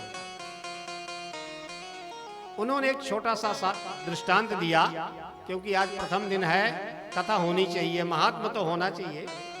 एक पंडित जी थे, तुंगभद्रा तटे पूर्वम अभूतम मनमुत्तमम यत्र वर्णा स्वधर्मेण सत्सत्कर्म तत्परः। एक पंडित जी थे जिनका नाम था आत्मदेव। तुंगभद्रा नदी के किनारे और नगर था, उस नगर में वो पंडित जी रहते थे, बड़े धनवान थे, ज्ञानी थे, उसमें निवास करते थे, सबका कल्याण करते थे, सबके यहाँ जाकर के कथा सुनाना, पूजा पाठ कराना, यज्ञ कराना पंडित जी करवाते थे। लेकिन संयोग वशात पंडित जी के यहाँ संतान की प्राप्ति नहीं हुई। इतना ही नहीं, जब संतान की प्राप्ति नहीं होती, आस पड़ोस के कहने लगे अरे ये तो बड़े पापी हैं, भले पंडित जी हैं, पंडित जी होने से क्या होता है, इनके यहाँ संतान की प्राप्ति नहीं हुई। और इतना ही नहीं, तुलसी का वृक्ष में रोज जल दे रहे हैं, रोज जल दे रहे हैं, लेकिन तुलसी का वृक्ष भी मुरझा करके सूख जाता था। इतना ही नहीं, उनके यहाँ एक गाय थी, गाय की बड़ी सेवा करते थे। 7 वर्ष हो गए, गाय बंध्या हो गई, गाय के भी कोई बछड़े नहीं हुए। अब तुलसी भी सूख जाती है, गाय के भी नहीं हुए, पंडित जी के संतान की प्राप्ति नहीं हुई। सभी आस पड़ोस के कहने लगे ये तो बड़े पापी हैं, इनका मुंह देखना बड़ा मुश्किल है, अगर पंडित जी का मुंह देख लेंगे तो बड़ा कठिन काम हो जाएगा। पंडित जी को लगा ये तो हमारे यहाँ संतान नहीं है, तुलसी भी सूख जाती है, हमारे गाय के भी संतान नहीं हो रही हैं। पंडित जी बहुत दुखी हुए, और दुखी होने के बाद उन्होंने विचार किया कि अब इस शरीर का हम परित्याग कर देंगे, जंगल में जा करके अब ये शरीर रहना मुश्किल है, क्यों रखें, किसके सामने जाए मुंह दिखाने के लिए। किसी के यहाँ पंडिताई भी करने जाते हैं, लोग कह देते हैं अरे पंडित जी से पंडिताई मत करो, सत्यनारायण की कथा न सुनो। बड़ा कष्ट महसूस हुआ, जंगल में चले जाते हैं और जंगल में जा करके रोने लगते हैं, दोनों नेत्र से अश्रुधारा बहने लगी। वहां पर एक संत का आगमन होता है, उन्होंने कहा अरे देखा कि ये तो पंडित जी हैं, और पंडित जी रो रहे हैं। कथम रोदस विप्रत्वम काते चिंता बलीयसी बदतम सत्वरम मह्यम स्वस्य दुखस्य कारणम। अरे ऐसा लग रहा आप बहुत बड़े पंडित जी हैं, आप अपने कष्ट को बताइए, आपका कष्ट क्या है, किस कारण से आप यहाँ पर रो रहे हैं। दोनों नेत्र से आंसू गिर रहे हैं। पंडित जी ने कहा अरे संत का दर्शन ही पाप के पुंज को नष्ट कर देता है, और दंडक ग्रहण मात्रा ने नरो नारायण भवेत। जो दंडी स्वामी होते हैं ना, जो दंड ग्रहण किए होते हैं, नारायण स्वरूप होते हैं, और संत का दर्शन जिसको हो जाता है, उसके पाप के पुंज नष्ट होने के बाद उसकी इच्छा को भी पूर्ण करते हैं। उन्होंने कहा क्यों रो रहे हो? आत्मदेव ने कहा आप तो सब जानते हैं। उन्होंने मस्तिष्क रेखा देखा, संत ने अपने यहाँ हस्त रेखा, पादतल रेखा, मस्तिष्क रेखा, इनसे भी तीनों काल की जानकारियां हो जाती। पंडित जी ने देखा ये पंडित जी तो रो रहे हैं। संत ने कहा देखा तो 7 जन्म तक इनके संतान की प्राप्ति नहीं। कहा पंडित जी क्या चाहिए? उन्होंने कहा कि हमको संतान चाहिए। संत ने कहा देखो ऐसा है, संतान ना हो अच्छा। अरे नहीं हुआ, मान लो कि नहीं हुआ, 2-4 साल कष्ट होगा, इसके बाद जान लो कि भगवान की इच्छा हुई, जगन्नाथ भगवान की इच्छा हुई, नहीं हुई, थोड़ा सा कष्ट होगा। और मान लीजिए किसी के यहाँ संतान हुआ और 2-4 साल में नहीं रह गया, उसको कष्ट होगा। बेटा हुआ नहीं रह गया, 2-4 साल में चला, 2-4 महीने कष्ट होगा, भूल जाएगा, चलो परमात्मा की कृपा यही थी, ऐसे ही होना चाहिए। लेकिन अजात मृत मूर्खे सो मृत जातो सुतो परम, यतस्व स्वल्प दुखाय। अगर बेटा हुआ, सुपुत्र हो गया, तो 7 पीढ़ी तक कुल को तार देता है। लेकिन अगर कुपुत्र हो गया, यावत जीवम जडो दहेत, पूरे जीवन पर्यंत माता पिता को कष्ट देता रहेगा। इसलिए उन्होंने संत ने कहा, पंडित जी आप पुत्र की कामना ना करें, चले जाओ यहां से। पंडित जी ने कहा, जो मिलता है वही संत हो महात्मा हो जब अपने प्रश्न को करते हैं, ज्ञान देने लगते हैं। आप ज्ञान दे रहे हैं कि पुत्र की कामना छोड़ो, जाओ यहां से। उन्होंने कहा, पंडित जी मैं सत्य कहता हूं, संत जी अगर आप हमारी मनोकामना पूर्ण नहीं करेंगे, अपने सर को पत्थर में पटक पटक करके प्राण दे देंगे, मर जाएंगे, यहां नहीं जाएंगे। संतों ने कहा, चलो ठीक है, मरो नहीं, जाओ, आशीर्वाद देते हैं।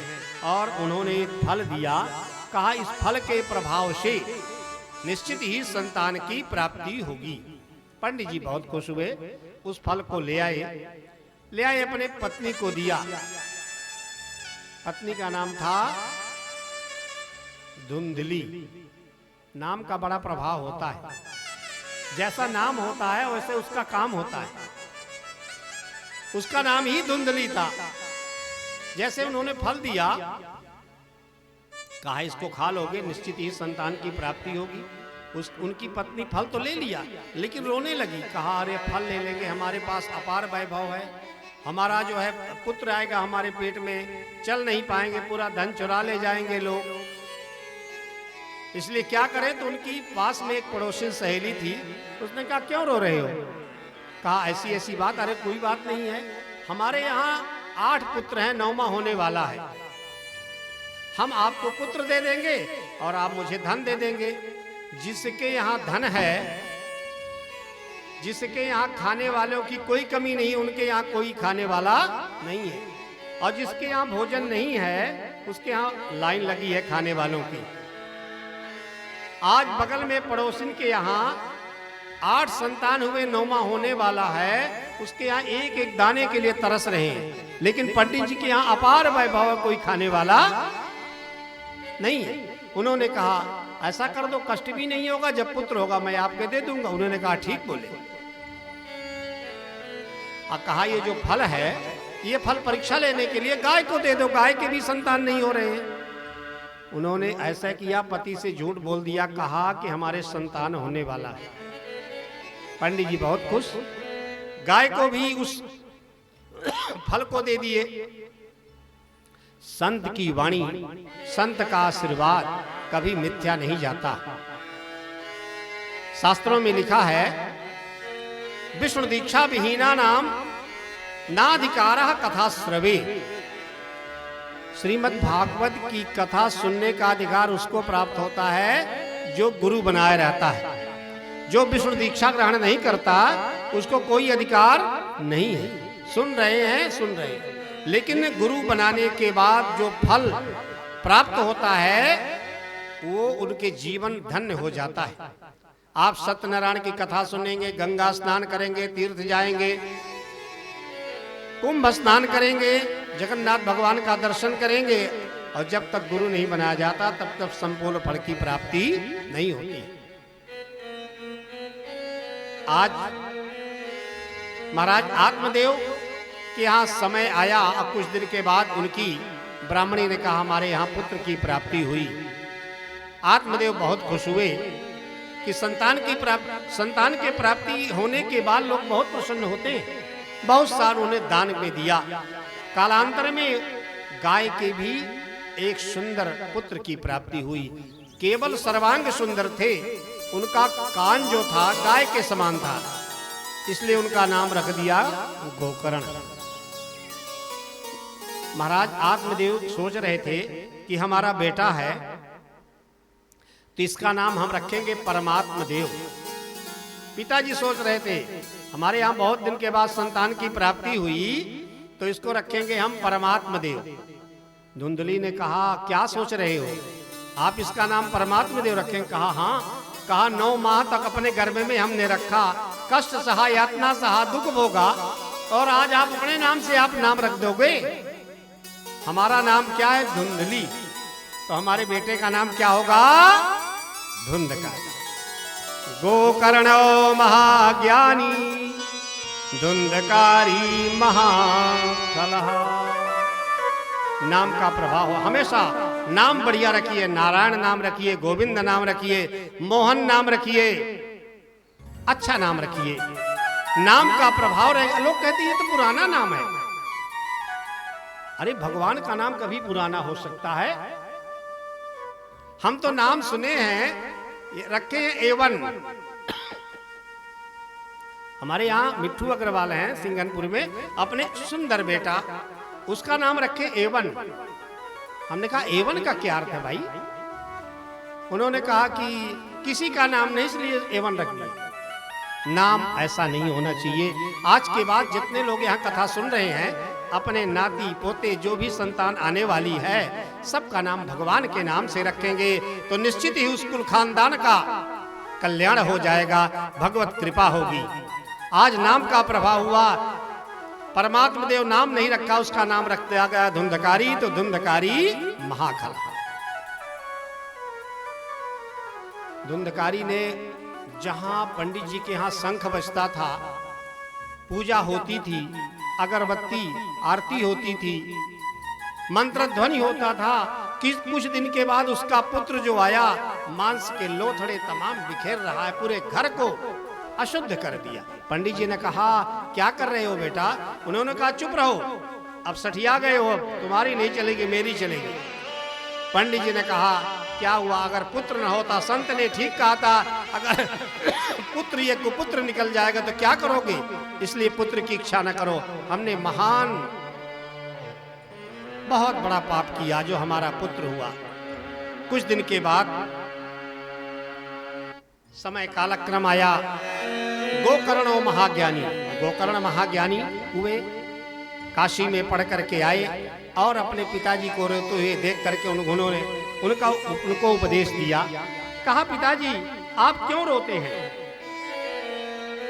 यहाँ कोई किसी का नहीं, जातस्य ध्रुवोर मित्रम ध्रुवम जन्म मृतस्य चा। अरे जन्म मृत्यु तो एक क्रम है। आप जा करके अपने शरीर का परित्याग करें, परमात्मा का चिंतन करो, श्रीमद् भागवत के 10वें स्कंद का पाठ करो। जो श्रीमद् भागवत के 10वें स्कंद का पाठ करता है, भगवत कृपा होती है। 90 अध्याय उसमें होते। जा करके जंगल में 10वें स्कंद के पाठ करोगे, आपका कल्याण हो जाएगा। उनके पिताजी चले गए, 10वें स्कंद का पाठ करते हुए शरीर का परित्याग कर दिए। पिताजी जाने के बाद बेटा ने कहा अब तो अच्छा हुआ पिताजी चले गए। माँ को पकड़ा और कहा कि तुम्हारे पास धन कहाँ कहाँ है बताओ। माँ को मारने पीटने लगा, जो भी धन था वो भी वैभव नष्ट हो गया, माँ का भी प्राणांत हुआ। कुछ समय वेश्याओं को घर में रख लिया। वेश्याओं ने सोचा ये तो चोरी करता है, डकैती करता है, अब तो इसका जो धन था सब चला गया और धन प्राप्ति के लिए चोरी डकैती करता था। उन्होंने सोचा और उसके हाथ पैर बांध करके और उसके मुख में अग्नि छोड़ करके उसको कुएं में छोड़ दिया। प्राणांत हो गया, धुंधकारी चला गया। कुछ दिन के बाद उनके भाई ने सुना कि हमारे भाई का प्राणांत हो गया, तो लोग गया श्राद्ध करते हैं, गया श्राद्ध में मुक्ति होती है। उन्होंने गया श्राद्ध में पिंडदान किया, प्रयाग में किया, हरिद्वार में किया। करने के बाद जब आते हैं, उन्होंने कहा अगर रात में किसी के यहाँ जाएंगे और जाने के बाद सब लोग यहाँ सोचेंगे कि अरे उनके भाई गोकर्ण जी आए हैं, रात में सभी लोग अपने अपने घर से आ जाएंगे। और जो ज्ञानी होता है, ज्ञानी का स्वभाव होता है या निशा सर्वभूतानाम तस्याम जागृत संयमी। जब सब लोग सोते हैं तो जो विद्वान पुरुष होता है, संयमी पुरुष होता है, वो जागरण करता है। 12 बजे रात में आते हैं और देखा कि कभी भैंसे के आकार का, कभी गेड़े के आकार का, कभी किसी आकार का उसका रूप आ जाता है, कहीं अग्नि जल रही है। गोकर्ण ने कहा क्या हो रहा है? उन्होंने मंत्र से जल लेकर के छोड़ा। कौन हो तुम? कहा हे भैया मैं आपका भाई हूं। अहम भ्राता त्वदीयेस्मिन् धुंधकारीति नामतः। मैं आपका भाई धुंधकारी हूं, लेकिन सुकीये नैव दोषेण ब्रह्मत्वम नाशितम। अपने कर्म के द्वारा, अपने दोष के कारण हमने इस योनि को प्राप्त किया, प्रेत योनि को प्राप्त किया। और कहा, हे भैया मेरी रक्षा करें, हमारा शरीर जल रहा है, त्राहिमाम आप रक्षा करें। प्रातःकाल होता है, उन्होंने जल हाथ में ली और सूर्य का ध्यान किया। सूर्य ने आकर के कहा, सप्ताह वाचन करो, सप्ताह वाचन करोगे तो इनकी मुक्ति हो जाएगी। सप्ताह वाचन गोकर्ण ने किया। जब प्रथम दिन कथा पूरी होती है, प्रथमे ग्रंथ भेदनम, द्वितीय ग्रंथ भेदनम, तृतीय ग्रंथ भेदनम, 7 दिन में वो 7 ग्रंथि भेदन हुआ। और जैसे 7 ग्रंथ भेदन हुआ, दिव्य रूप भगवान के पार्षद आ जाते हैं और वो दिव्य रूप में आकर के धुंधकारी को विमान में बैठाया। और नगर के लोग जो प्रत्यक्ष सुनते थे, उन्होंने कहा कि हम लोग तो प्रत्यक्ष सुनते थे, लेकिन उनके लिए विमान आ गया, हमारे लिए नहीं आया। उन्होंने कहा, देखो इन्होंने श्रीमद् भागवत की कथा को सुना और रात्रि में मनन किया, लेकिन आप लोगों ने सुना और मनन नहीं। मननम ना कृतम, मनन नहीं किया, इसलिए आपके विमान नहीं आए। दोबारा भगवान की कथा होती है, सभी लोग श्रोता बन के भगवान की कथा सुनते हैं, भगवत कृपा होती है। आज श्रीमद् भागवत की कथा आप सब लोग सुने। पहला दिन था, थोड़ा सा विलंब हुआ। हमारे जो श्रोता अश्विनी अग्रवाल जी, श्रीमती निर्मला अग्रवाल जी, क्या करें, ट्रेन विलंब से आई। जैसे विलंब से आई, उसी के क्रम में भगवान की कथा आप सब लोगों ने सुना। भगवान की भी कृपा थी, जगन्नाथ भगवान की कृपा थी कि आपकी परीक्षा लेंगे, आप अकेले दर्शन नहीं कर सकते। सपत्नीक जा करके भगवान का दिव्य दर्शन उन्होंने किया, पूजा किया, दिव्य दर्शन भगवान के पास से। ये अनवरत 7 दिन तक कथा आप सब लोग सुनेंगे। भगवत कृपा है, जिनके ऊपर भगवान की कृपा होगी, लोग अपने अपने कार्य को छोड़ करके घर से चले जाते। एक क्षण मात्र का किसी के पास समय नहीं है। हमारे अजय जी है ना, ममता उनकी धर्म पत्नी है, उनके लिए 1 मिनट का समय नहीं था, लेकिन टिकट बना दिए, भगवान की प्रेरणा हुई, आ गए। आप सब लोग आ गए, भगवान की कथा 7 दिन तक सुने, मन लगा के सुने, भगवत कृपा होगी। आप सब लोग भगवान नाम संकीर्तन करेंगे। और संकीर्तन के पहले एक आवश्यक सूचना हम बता दें, हमारे शिष्य हैं संबलपुर से निरंजन जी अग्रवाल, यहाँ पर बैठे हुए हैं, और उनकी 2 बेटी हैं। उनकी बेटी डॉक्टर हैं और डॉक्टर में डॉक्टरों को पढ़ाती हैं, वहाँ प्रोफेसर हैं। दोनों बेटी आई हुई है, अपने डॉक्टर मंजू अग्रवाल, उनके पति का नाम सुरेश जी अग्रवाल, और उनकी बहन संजू अग्रवाल, उनके पति श्री रजत अग्रवाल मित्तल यहाँ आई हुई हैं। अभी भगवान नाम संकीर्तन होगा, आरती होगी। आरती के बाद इन दोनों का जन्मदिन है, दोनों बच्चियों का जन्मदिन है। भगवान की कृपा है कि यहाँ जगन्नाथ भगवान के सानिध्य में वो अपने बच्चियों को लेकर, किसके पास समय है, लेकिन उन्होंने कहा गुरुजी की भागवत हो रही है और वहाँ चल करके हम जन्मदिन मनाएंगे और भगवान की कृपा बनी रहेगी। क्यों? क्योंकि भगवान के सानिध्य कथा के समय में इनका जन्मदिन मनाया जा रहा है। अभी भगवान नाम संकीर्तन होगा, आरती होगी, बाद में हमारे सभी विद्वान लोग मंत्राक्षत आशीर्वाद प्रदान करेंगे। यहाँ फिर आएंगे आरती के बाद, व्यासपीठ से हम भी आशीर्वाद प्रदान करेंगे। भगवान नाम संकीर्तन तत्पश्चात जो जानकारी है हमारे राघवेंद्र जी शास्त्री आप सबको बताएंगे। पहले भगवान नाम संकीर्तन, आरती। अरे प्रभु हम भी शरणागत हैं, स्वीकार करो तो प्रभु हम भी शरणागत हैं, स्वीकार करो तो अब हमें पतित से पावन, अब हमें पतित से पावन सरकार करो तो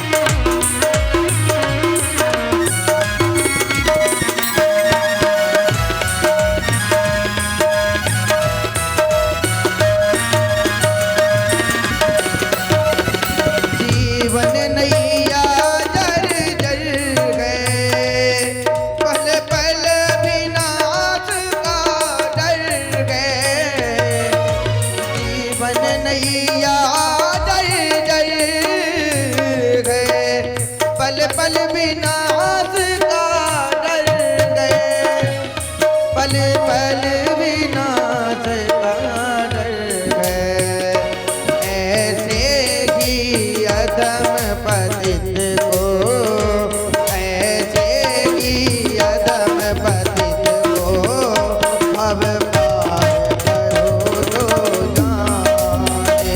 प्रभु हम भी करना कद में, स्वीकार करो तो जाने। अब हमें पतित से पावन सरकार करो तो जाने। प्रभु हम भी करना कद में, स्वीकार करो तो जाने।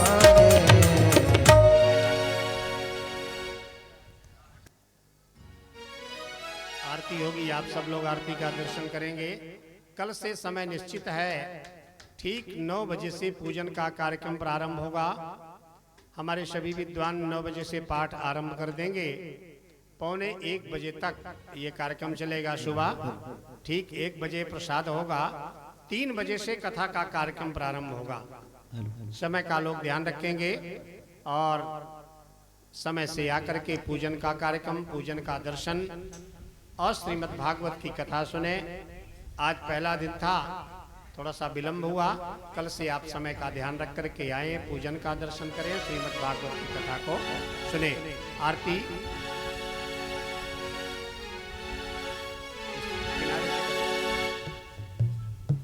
इस किनारे से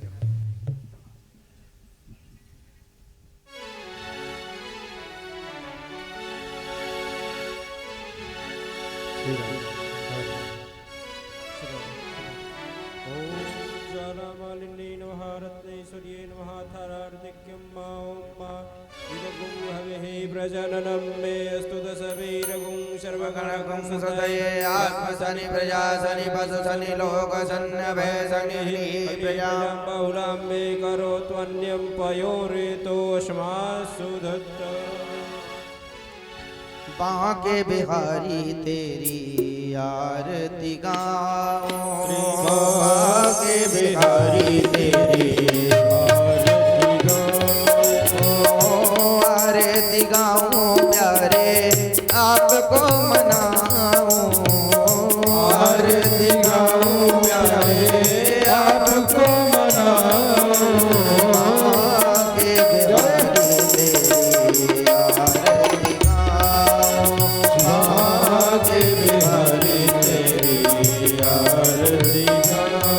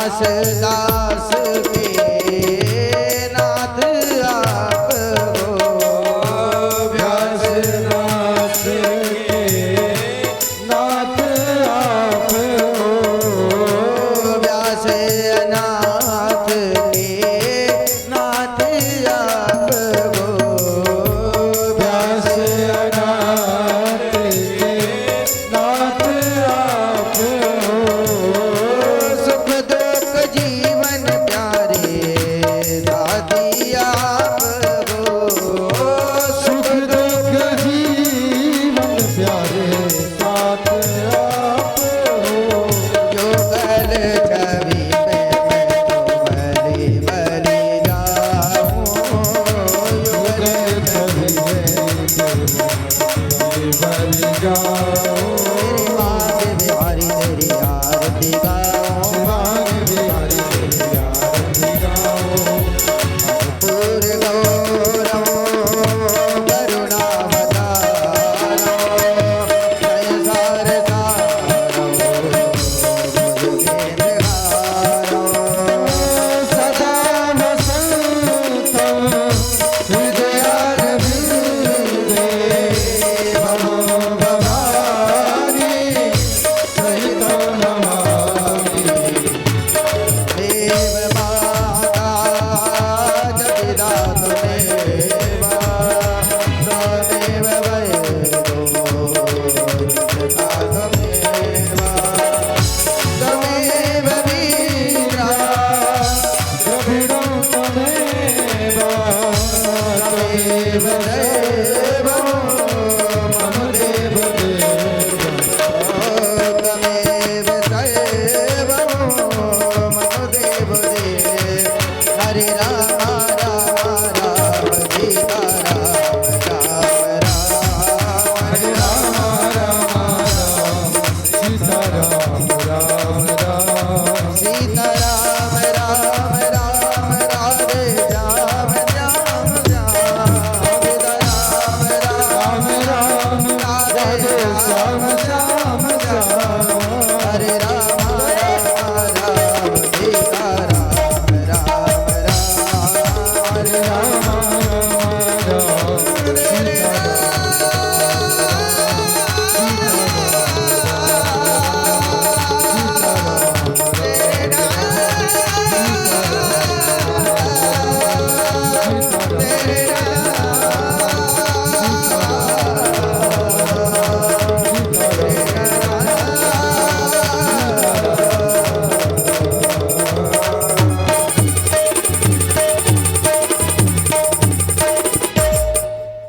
श्रीमद्भागवत महापुराण की, व्यास जी महाराज की, सुखदेव जी महाराज की, श्री जगन्नाथ भगवान की, सत्य सनातन धर्म की जय हो।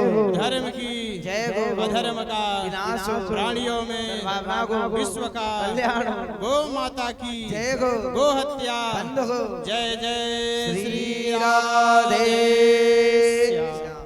हरि ओम मा जगन्नाथ जगमय जानत देवा स्थान धर्माणि प्रथम न्यासन्याते हनाक महिमानः सचन्द्र यतर पूर्वे साध्याः सन्ति देवाः हरि ओम एकदन्ताय विद्महे वक्रतुण्डाय धीमहि तन्नो दन्ति प्रचोदयात् हरिः ओम नारायणाय विद्महे वासुदेवाय धीमहि तन्नो विष्णुः प्रचोदयात् हरिः ओम महालक्ष्मै च विद्महे विष्णुपत्न्यै च धीमहि तन्नो लक्ष्मी प्रचोदयात् श्रेवान्तिकावकुल च पकपाटलाब्जै पुन्नागजाद्य करवीर रसाल पुष्पै बप्रवाल तुलसी दलमञ्ज त्वां पूजयामि जगदीश्वर मे प्रसीद नानासुगन्धपुष्पाणि यथा कालोद्भवानि च पुष्पाञ्जलिर्मया दत्त गृहाण परमेश्वरः मन्त्रपुष्पाञ्जलि क्षमा प्रार्थनां समर्पयामि। भागवते भागवताय नमः। पुराण पुरुषोत्तमाय नमः।